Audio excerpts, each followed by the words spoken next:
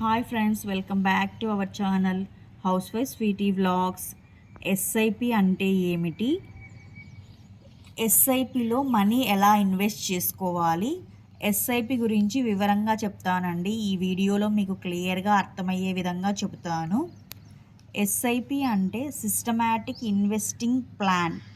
ఏదైనా మ్యూచువల్ ఫండ్ని సిస్టమాటిక్గా time డేట్తో fix చేసి అమౌంట్ ఇన్వెస్ట్ చేయడం అన్నమాట ఎస్ఐపి అని అంటే.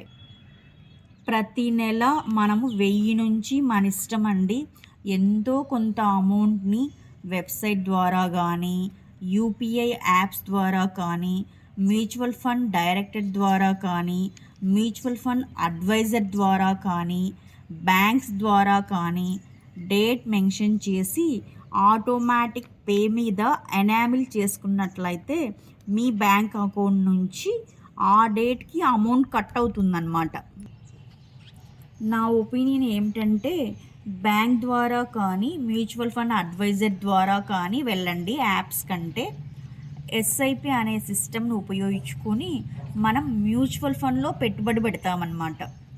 ఇన్ కేస్ మీరు ఎస్ఐపి ఆప్షన్ క్లిక్ చేయకపోతే లంసంగా ఇన్వెస్ట్ చేసుకోవచ్చు.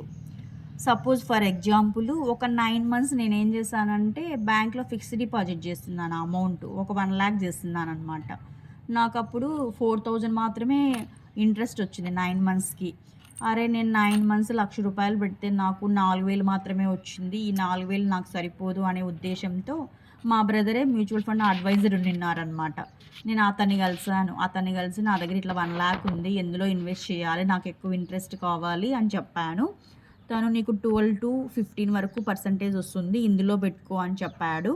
నేను మ్యూచువల్ ఫండ్లో పెట్టాను. అప్పుడు ఒక 5 months పెట్టినాను అనమాట. ఒక 5 monthsలో నాకు 12,000 వరకు ఇంట్రెస్ట్ వచ్చింది. నాకు ఎక్స్ట్రా అమౌంట్ వచ్చిందనమాట 12,000 వరకు. నాకు తను ఏం చేశాడంటే మై క్యాంప్స్ అనే ఒక యాప్ను నాకు చేశాడనమాట ఫోన్లో.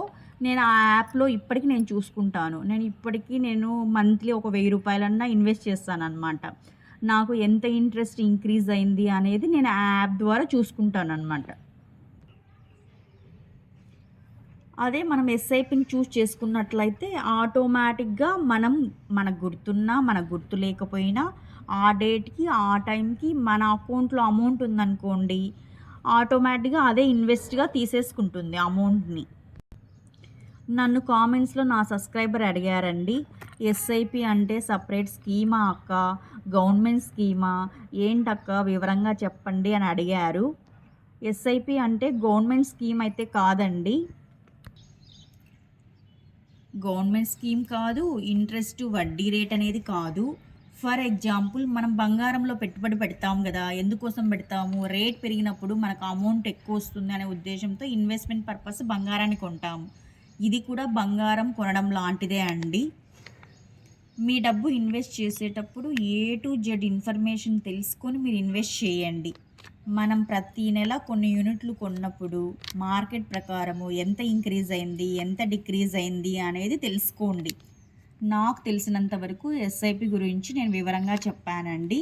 మీరు కూడా సెర్చ్ చేసి తెలుసుకొని ఇన్వెస్ట్ చేసుకోండి.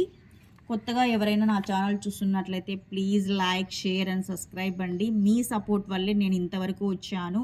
మీ కామెంట్ వల్లే నేను ఈ ఎస్ఐపి గురించి వివరంగా చెప్పగలిగాను, వీడియో చేయగలిగాను.